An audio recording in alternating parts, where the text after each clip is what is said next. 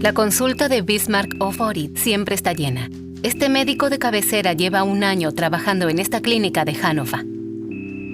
Desde entonces vienen muchos más pacientes de origen migratorio. Se ha corrido la voz de que aquí atienden bien a todos. Al parecer no es el caso en todas partes. Y eso que en más de un 25% de la población alemana tiene origen migratorio, casi 24 millones de personas. ¿Atiende la medicina alemana a todos por igual?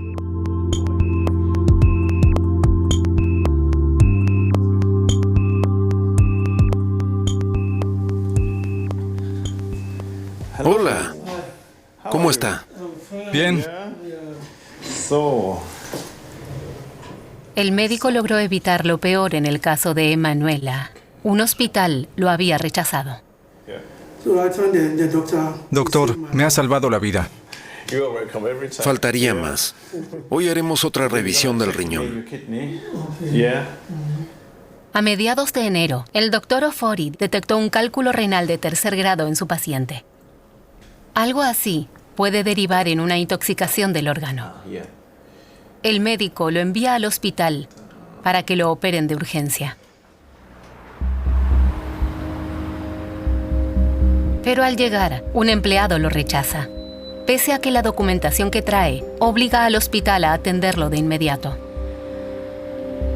Le dicen que primero haga una cita en urología. Emanuela tiene que dar media vuelta. Nos encontramos con él en el hospital de Hannover, donde ocurrió el incidente. Me quedé atónito. Me quedé allí unos 2 o 3 minutos. Y luego me pregunté, ¿y qué hago ahora? ¿Él vio el volante para urgencias? Vio el volante para derivarme a urgencias. Así que volví de inmediato al doctor Ofori y le conté lo que había pasado.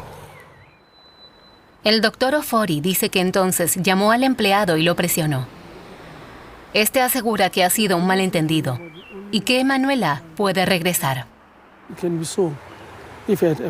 A veces, por ser negro, te suceden cosas así. A un blanco no le habría pasado algo igual.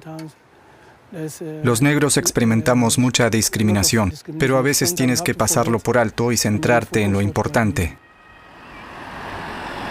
Si no hubiera regresado a la clínica de Ofori, el cálculo renal podría haber terminado provocando una uremia debido a la acumulación de orina y podría haber tenido un desenlace fatal.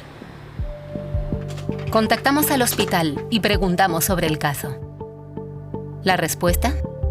Por norma general, no se rechaza a nadie. Para emergencias, por supuesto que no hace falta cita, ni tiene que volver después. Solo necesita presentar el formulario de derivación correspondiente.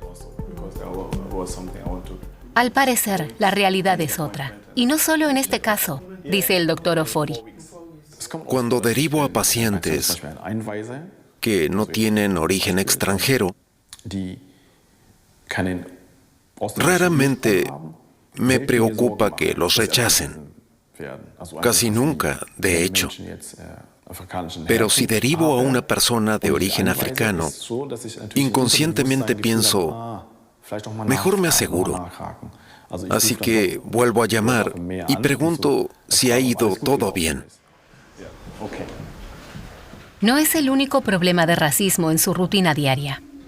También conoceremos otros casos. Casi todos hemos tenido una mala experiencia con los médicos en algún momento. Pero a las personas de origen extranjero les pasa con mucha más frecuencia. Eso lo muestra ahora el primer estudio representativo sobre el racismo en el sistema de salud alemán, encargado por el Ministerio Federal de Familia y realizado por el Centro de Investigación de Integración y Migración. Tuvimos acceso exclusivo de antemano a los resultados. El equipo del sociólogo Çiğyan Sinanoglu analizó más de 21.000 formularios y llevó a cabo entrevistas. Allá donde miramos, vemos problemas. En algunos casos, problemas graves.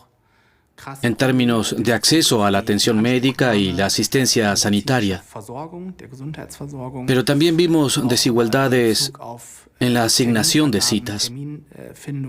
Como sociedad deberíamos estar alarmados.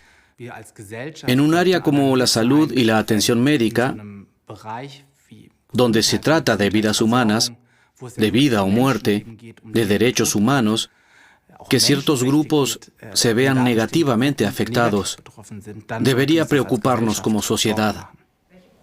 Con ciertos grupos se refiere a personas negras, asiáticas o musulmanes en Alemania, que se autoidentifican de esa manera. Creo que el sistema de salud no se diferencia de otras instituciones sociales que no se adaptan sino muy lentamente a las nuevas realidades demográficas y sociales. Y en las áreas en las que hemos investigado, se sigue discriminando a determinados grupos de población.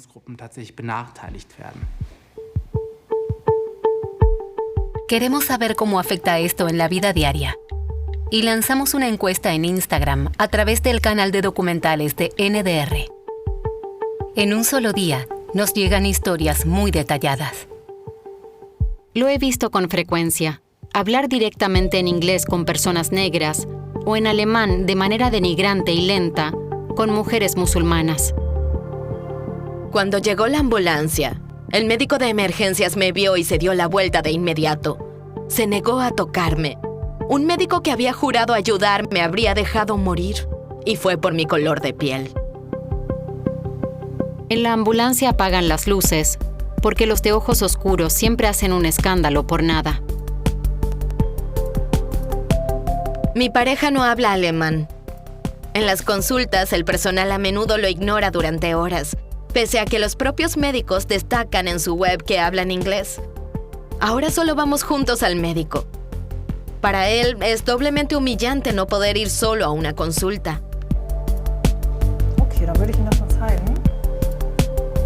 Durante la investigación, me encuentro también con el caso de Remzi Yete.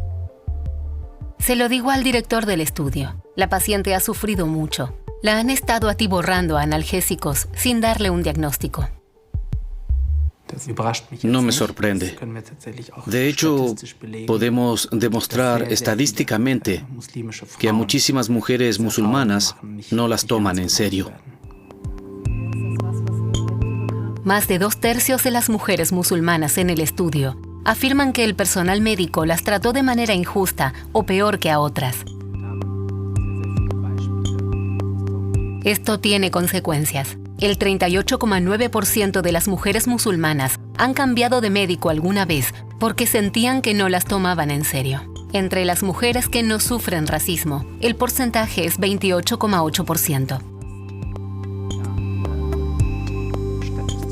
Sabemos por la literatura científica que existen ciertas ideas preconcebidas sobre la mujer musulmana. Muy a menudo se la asocia con pasividad, emocionalidad e irracionalidad. A veces se habla incluso del síndrome del Bósforo, un falso diagnóstico que atribuye especialmente a las mujeres exagerar o ser demasiado sensibles a sus síntomas de dolor.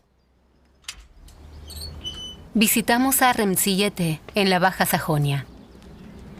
Su caso parece ser un ejemplo de este patrón de pensamiento. Su familia lo ha documentado. Buenos días. Una enfermedad grave. Varias semanas en el hospital y aún así, sin un diagnóstico claro. ¿La consecuencia? Múltiples secuelas que han marcado a Remzi Yete. Recuerda esos tiempos, con su esposo e hija. Hoy Remzi Yete apenas puede caminar y se cansa enseguida. Tuvo que renunciar a su trabajo como limpiadora debido a esto. Su alemán no es lo suficientemente bueno para una entrevista, pero entiende casi todo. Todo comenzó en enero de 2021 con un dolor de espaldas intenso y repentino. Apenas podía moverse, gritaba de dolor. Su hija llama a una ambulancia en medio de la noche. Pasa 10 días en el hospital. El único diagnóstico, síndrome de compresión radicular.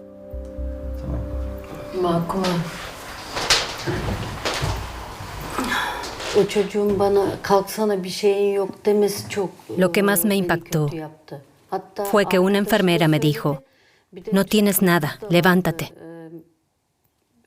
Y todo el mundo decía, en los resultados no hay nada. Vamos, levántate y deja de quejarte. Mi madre me llamaba durante esas 10 noches diciendo, no están haciendo nada. Tengo tanto dolor que preferiría morir. Gritaba literalmente al teléfono. Por favor, diles que hagan algo. No quiero seguir viviendo. No lo soporto más. Siento que me trataron así porque soy turca. A una mujer alemana no le habría pasado esto. Los médicos no se percatan de que es una endocarditis lo que le está causando el intenso dolor. Su válvula cardíaca. Pendía de un hilo, ¿lo ves? Médicamente está confirmado que los dolores intensos de espalda pueden indicar una enfermedad orgánica grave. Por eso, en estos casos, es tan importante un diagnóstico riguroso. Contactamos al hospital. La familia había presentado una queja formal. La historia de la paciente era conocida allí.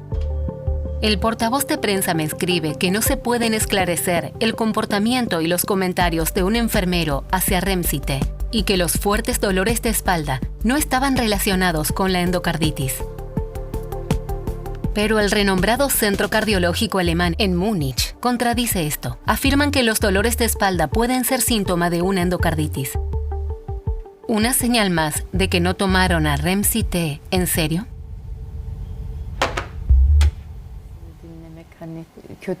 Como el dolor no desaparece, la familia T acude al médico de cabecera e intentan obtener una derivación a otro hospital.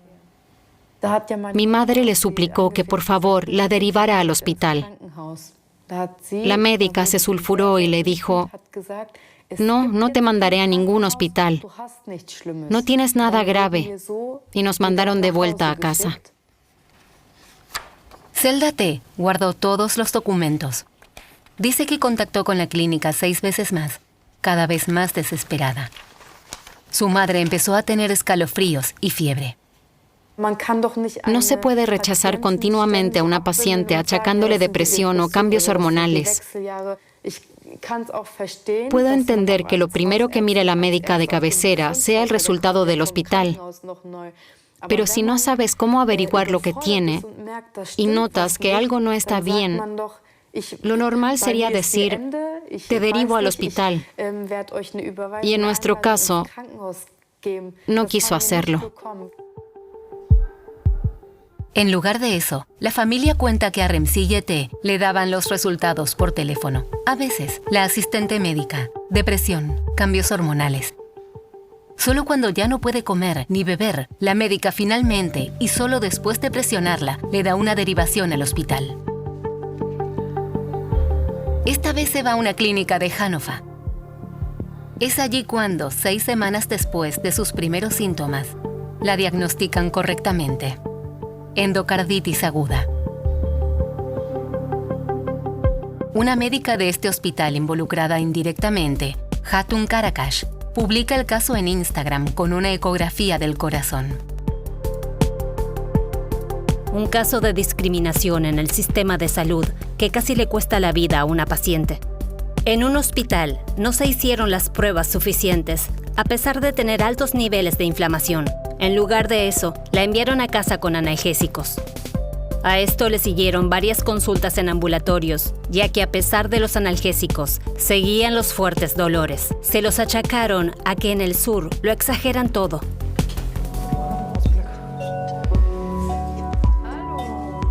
La familia T ha contratado a una abogada que exige ahora una indemnización de la médica de cabecera y del hospital. ¿Pero tiene alguna posibilidad? Por un lado, tenemos el posible error en el tratamiento en el hospital. Deberían haber hecho pruebas mucho antes, haber abordado el problema específicamente. Y luego está la situación con la médica de cabecera. En el momento en el que le explican que tiene fiebre y escalofríos, debería haber actuado de inmediato. Sí. Solo cerca de 1/3 de todos los casos de negligencia médica tienen éxito en el tribunal. El racismo rara vez se tiene en cuenta en sus demandas. Desde mi punto de vista, aquí se están dando estereotipos racistas muy claros, que a las personas con origen migratorio les gusta exagerar o incluso simular sus dolores. Pero es cierto que el racismo y la discriminación son extremadamente difíciles de demostrar en estos casos. El racismo en la búsqueda de empleo o vivienda, por ejemplo, están ya bien demostrados. Sin embargo, esto apenas se investiga en el sistema de salud alemán, pese a que el racismo aquí puede llegar a costar la vida. ¿Son personas aisladas quienes consciente o inconscientemente se comportan de forma racista? ¿O hay también fallas en el sistema sanitario? Consulta del Dr. Ofori en Hannover. Como médico, utiliza con frecuencia el oxímetro de pulso, que mide la saturación de oxígeno en la sangre mediante haces de luz que atraviesan la piel. Pero tras muchos años de experiencia, ha aprendido a desconfiar del dispositivo. ¿Funciona igual en todos los pacientes? No, en absoluto. En personas con pigmentación más oscura, no se obtienen resultados óptimos. Por lo tanto, no me fío siempre del aparato. Si entra una paciente negra con dificultad para respirar, ¿usaría el pulsoxímetro? Si siento que la paciente tiene dificultad para respirar, no me fiaría del aparato. Ante estos síntomas diría que probablemente sea mejor que la examinen en el hospital. ¿No le molesta? Usted también tiene piel oscura. ¿Qué pasaría si fuera a una consulta y el dispositivo no funciona? Sí, en principio tiene razón. Al final no es óptimo, ni siquiera para el diagnóstico. Si sabes que existe el problema, puedes intentar adaptarte y hacer lo posible para no llevarte una sorpresa desagradable. Los niveles peligrosamente bajos de oxígeno en los pacientes negros pasan desapercibido casi 3 veces más a menudo que en pacientes blancos, según un estudio estadounidense de 2020. Un gran riesgo para las personas de piel oscura. Especialmente desde el COVID, sabemos lo que es la saturación de oxígeno. La razón por la que el pulsoxímetro no funciona correctamente es evidente. Fue desarrollado en base a una supuesta norma que toma como referencia la piel blanca. Un claro ejemplo de racismo estructural en la medicina. Posteriormente encontraremos más. Bismarck Ofori sabe que estas normas fracasan en la práctica y son sus pacientes quienes sufren en todo caso las consecuencias. Él intenta realizar diagnósticos precisos pese a los obstáculos, como las barreras lingüísticas. Proporcionar una atención rigurosa pese a las barreras idiomáticas implica tiempo, más de los 8 minutos de promedio en Alemania. Aunque el código deontológico establece que todos somos iguales ante el médico, la realidad no es así en todos lados. Ofori lo escuchan sus pacientes. Les dicen, vuelva con un intérprete, no tengo tiempo ahora, aunque los médicos casi siempre hablan inglés. ¿Y eso puede afectar al diagnóstico? Exacto, al diagnóstico y en última instancia a las afecciones secundarias, que muchas veces son más graves que la de origen. En la sala de espera encontramos pacientes con historias similares. Cuando estás a solas con ellos en la habitación, te hablan como diciendo, eres extranjero. ¿Y aquí te toman en serio? Sí, muy en serio. Por eso me siento mejor aquí. Me entiende mejor y se toma el tiempo para traducir todo al inglés y se esfuerza por entender lo que me pasa. Por eso prefiero venir aquí que a otras consultas. Especialmente en pacientes negros, los efectos del racismo son evidentes en el nuevo estudio. el 62,8% siente que recibe un trato más injusto y peor que otros. Creo que todos tenemos derecho a que nos traten bien. Y al final debemos ser conscientes de que no ganamos nada tratando mal a los demás. No nos trae ningún beneficio personal. No nos hace mejores, ni más fuertes, ni más inteligentes. Solo causamos daño que otras personas tienen que arreglar. ¿Cómo es posible que el sistema sanitario esté tan mal adaptado a una sociedad diversa? Que los dispositivos estén calibrados para personas blancas y se rechace a personas cuya salud está en riesgo. Un sistema que está obligado a ayudar a todos por igual se convierte en un riesgo impredecible para muchos. ¿Dónde empieza el problema? Los fallos en el sistema comienzan con deficiencias en la formación. En Rostock, un grupo de estudiantes de medicina luchan contra esto. Uno de ellos es Bishan. No damos su apellido. Teme represalias de grupos derechistas. Bishan se indigna con la literatura médica.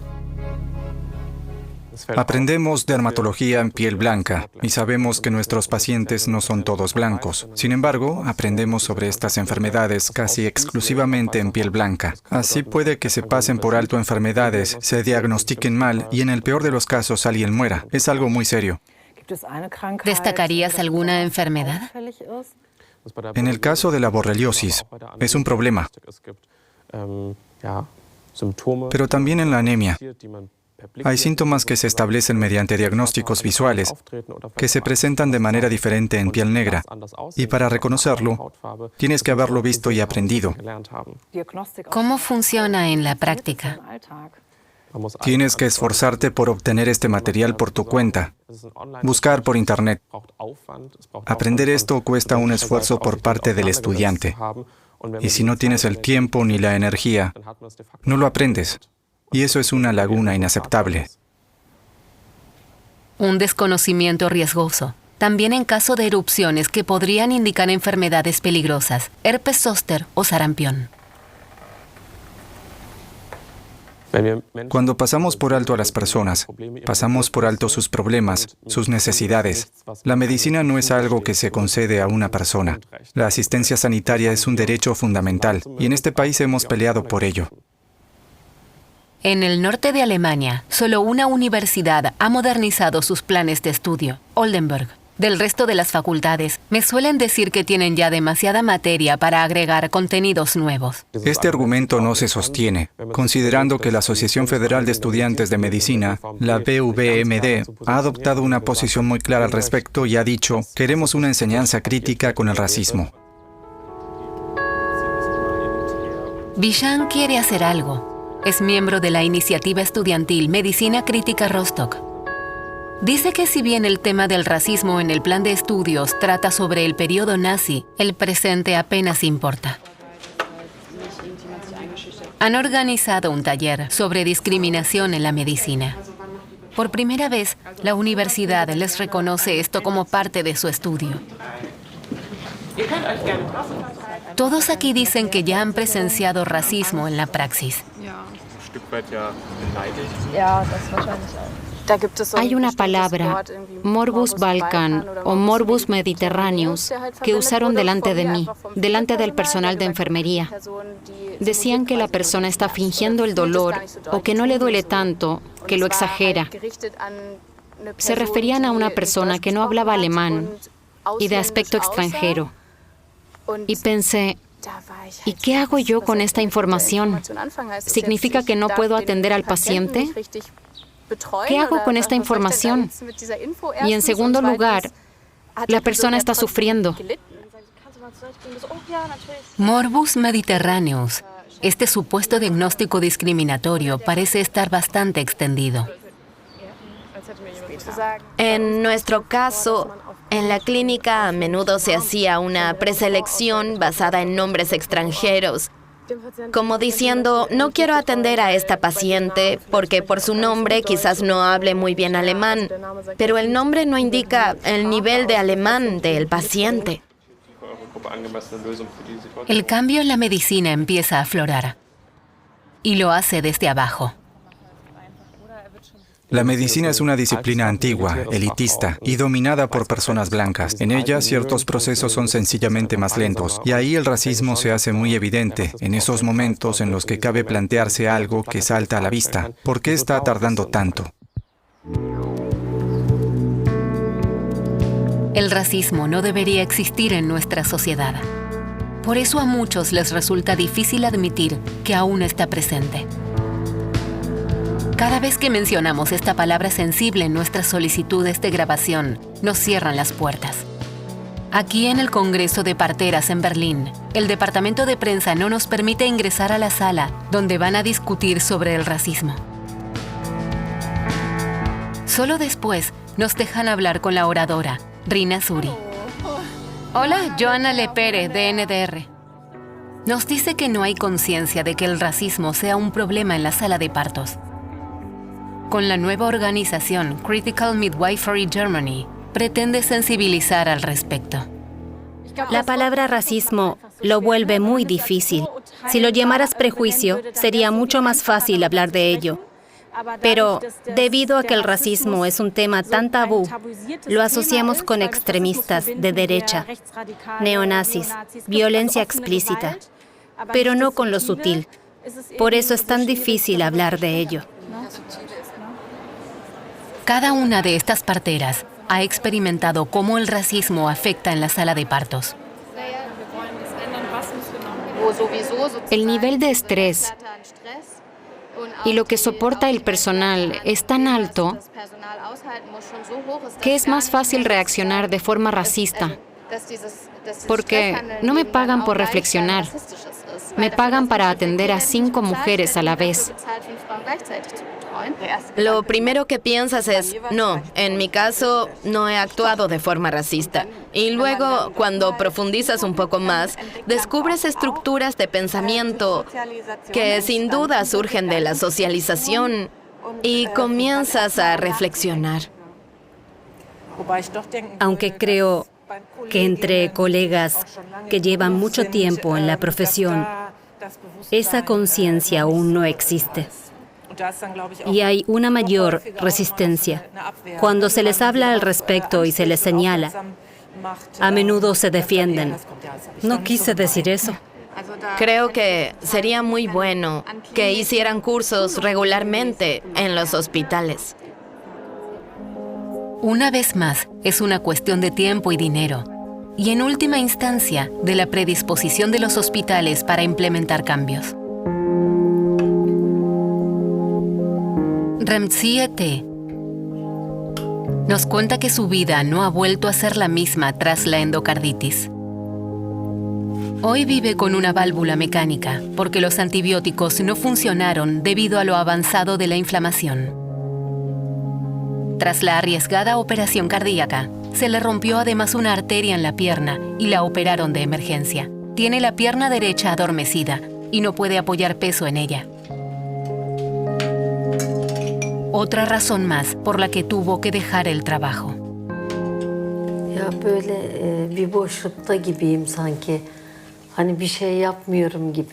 Siento un gran vacío. Me siento inútil. Porque no tengo una tarea. No tengo trabajo. El trabajo era mi segundo hogar. Y eso ahora ya no está. Hoy tiene una cita de control por la pierna, en el hospital donde la operaron del corazón. Un día importante.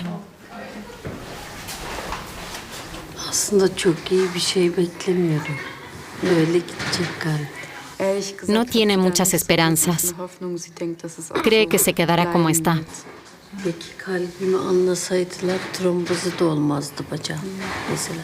Dice que si lo hubieran detectado a tiempo el problema del corazón, no le hubiera ocurrido esto en la pierna. Hola. Pasen. Pueden colgar las cosas detrás de la puerta. Usaron tejido animal para reparar la arteria. El médico comprueba cómo tiene la circulación en la pierna.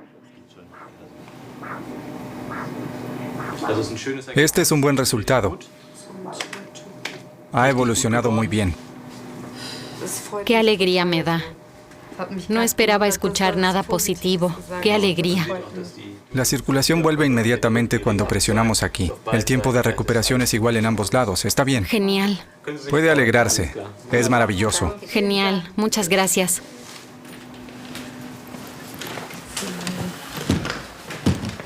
El trauma perdura.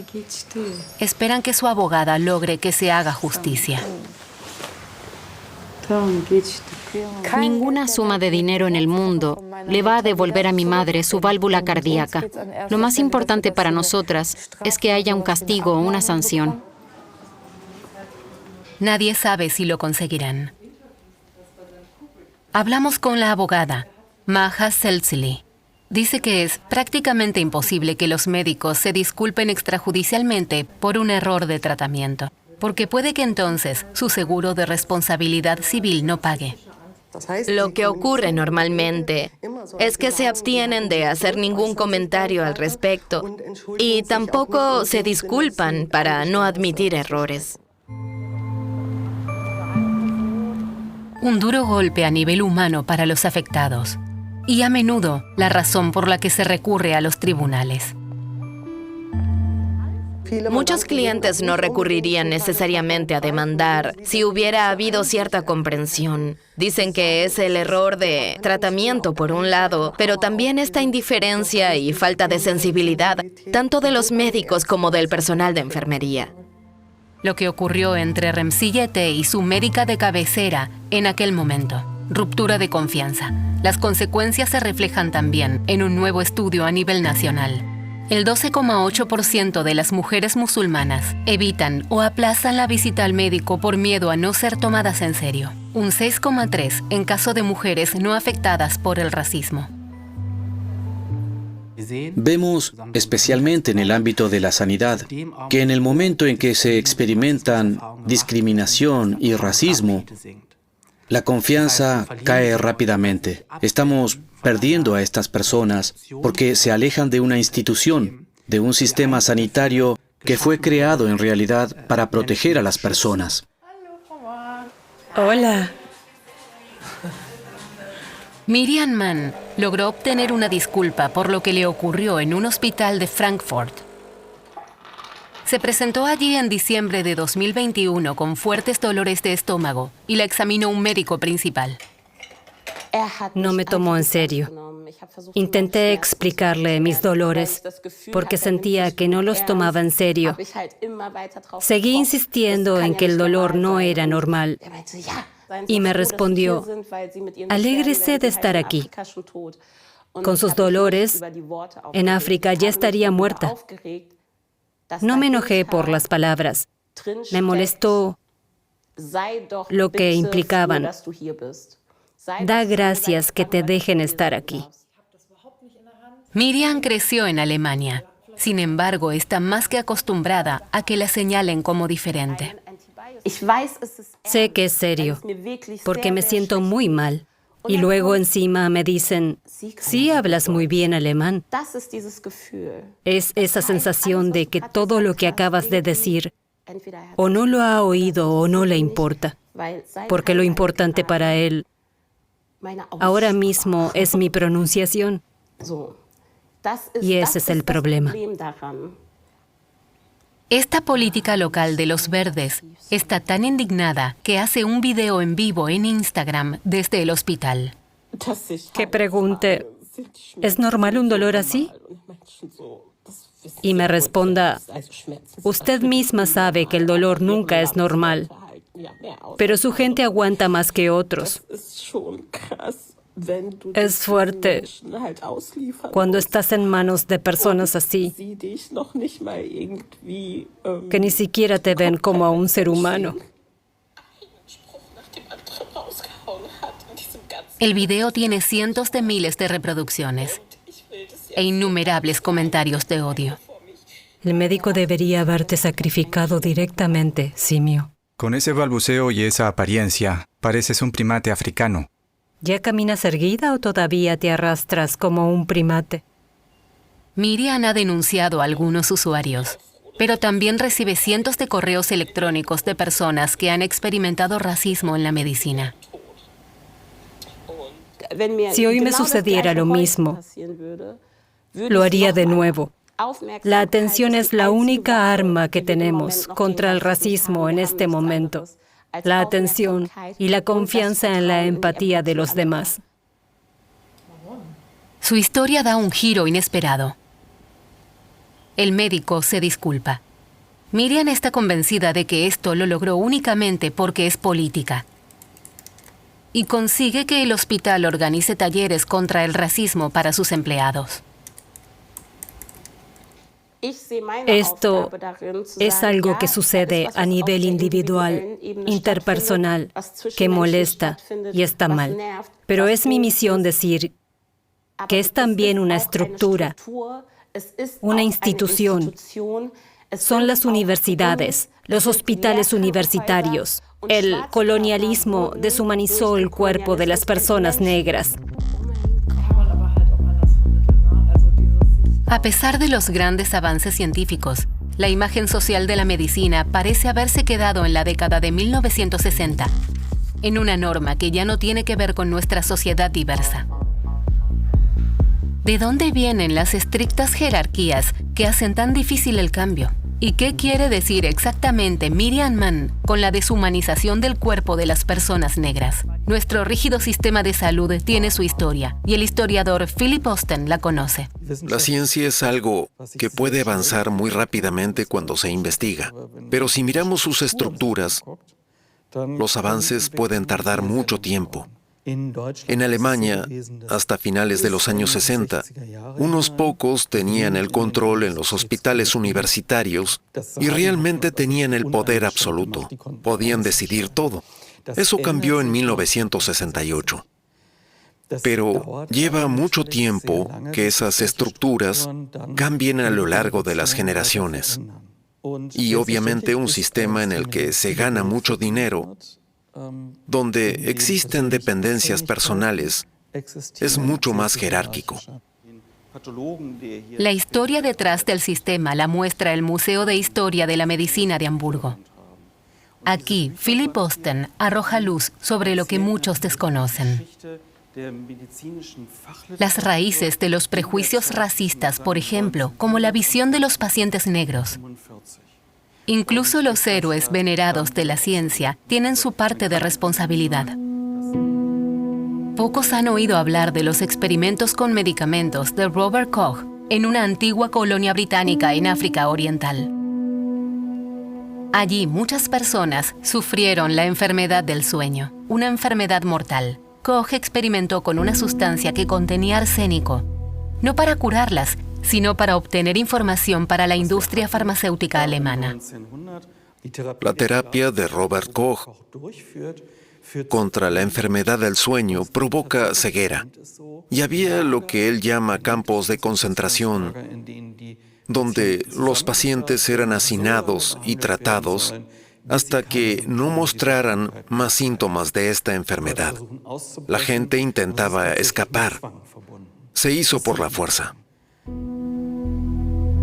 Koch probó su medicamento en más de 1000 personas al día a principios del siglo XX. Durante estos experimentos murieron pacientes, pero no se documenta cuántos. Estos experimentos juegan un papel muy importante en la historia de la industria farmacéutica alemana. Son los primeros precursores de los antibióticos y el principio activo todavía se puede obtener. La investigación de Koch, premio Nobel, fue posible únicamente porque se privó de su dignidad y la sensibilidad al dolor a los pacientes negros, al igual que otros antes que él. Si se analiza la idea de la supuesta insensibilidad al dolor de las personas negras, aparece muy temprano. Surge en el debate sobre la legitimidad de la esclavitud.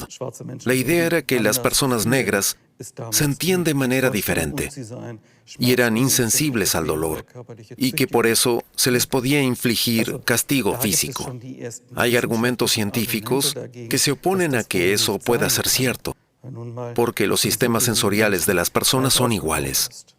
Pero estas voces y esta idea parece persistir. Y todavía causan daño, como en el caso de Miriam Mann y la historia que hemos conocido.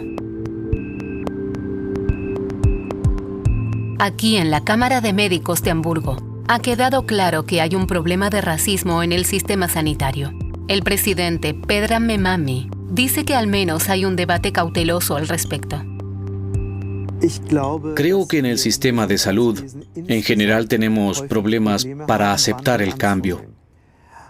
Pero debo decir que, en cierto modo, también somos un reflejo de la sociedad. A veces no nos resulta fácil lidiar con las cuestiones que nos duelen. Por eso, de cara al futuro, necesitamos no solo optimismo, sino también perseverancia, porque en muchos ámbitos no será fácil. Esto también se refleja en la nueva consulta antirracista en el hospital. Allí acuden personas de toda Alemania, principalmente médicos que enfrentan problemas de discriminación en el trabajo. Pero Pedram Memami también ve el otro lado. Creo que es difícil para uno mismo, no solo para los afectados, sino también para las personas de las que emana el racismo, ya sea conscientemente, a propósito o no. No siempre es fácil que te confronten con esto. Y por eso mi llamado a que no solo seamos moderados en nuestras críticas, sino que usemos el tono correcto para llegar a estas personas. De lo contrario, no cambiamos, solo endurecemos posturas. ¿Quieres pasear? Para la familia T, cualquier cambio en la percepción de nuestra medicina llega tarde. Las consecuencias del retraso en el tratamiento de Remsillete son irreversibles. ¿Quién sabe si algún día recibirá la disculpa que anhela? Uno debería escuchar a las personas, sin importar de dónde vengan. No marginar a nadie. Espero estar sana en el futuro, estar bien. Lo que permanece es el miedo a la próxima consulta médica, la desconfianza hacia un sistema que supuestamente debería haberla ayudado.